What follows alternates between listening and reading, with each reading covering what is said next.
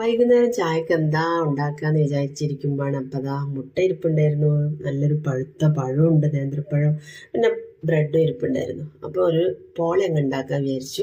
അപ്പോൾ അതിന് വേണ്ടി 2 മുട്ട പൊട്ടിച്ചൊഴിച്ചു. അത് നല്ലോണം മിക്സ് ചെയ്ത ശേഷം ഒരു ഗ്ലാസ് പാലും കൂടി ഒഴിച്ച് ഒന്നും കൂടി ഒന്ന് മിക്സ് ചെയ്തു. ഈ ഒരു ബ്രെഡിൻ്റെ ഒരു 5-6 പീസ് ഉണ്ടായിരുന്നു കേട്ടോ. അതിന് സൈഡൊക്കെ കട്ട് ചെയ്തിട്ട് അതും ഇതിലേക്ക് അങ്ങ് നുള്ളിയിട്ട് കൊടുത്തു. എല്ലാം കൂടി നല്ലോണം ഒന്ന് മിക്സ് ചെയ്ത് കൊടുത്തു. ഇതിലേക്ക് നിങ്ങൾക്ക് വേണമെങ്കിൽ പഞ്ചസാര ചേർക്കാം കേട്ടോ, പക്ഷെ ഞാനിതിലേക്ക് പഞ്ചസാര ചേർക്കുന്നില്ല. നല്ല പഴുത്ത നേന്ത്രപ്പഴം കേട്ടോ. അപ്പോൾ അതും കൂടി ഇതിലേക്ക് അങ്ങ് കട്ട് ചെയ്തിട്ട് കൊടുത്തു. ഇതിൻ്റെ മധുരം തന്നെ ധാരാളമായിരിക്കും കേട്ടോ.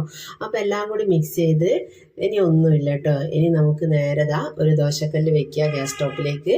അതിൻ്റെ മുകളിലായിട്ട് നമ്മൾ ഏത് പാനിലാണോ റെഡിയാക്കുന്നത് അതങ്ങ് വെച്ച് കൊടുക്കുക. പിന്നെ ഒരു ടീസ്പൂൺ നെയ്യും കൂടി ചേർത്ത് പിന്നെ നമ്മുടെ ഈ ബാറ്ററും കൂടി അതിലേക്ക് അങ്ങ് ഒഴിച്ചു കൊടുത്തു. ചെറിയ തീയിൽ മൂടി വെച്ചിട്ട് ഒരു 20 മിനിറ്റ് നേരം വേവിക്കുക കേട്ടോ. നല്ല മണം പുറത്തേക്ക് വരും.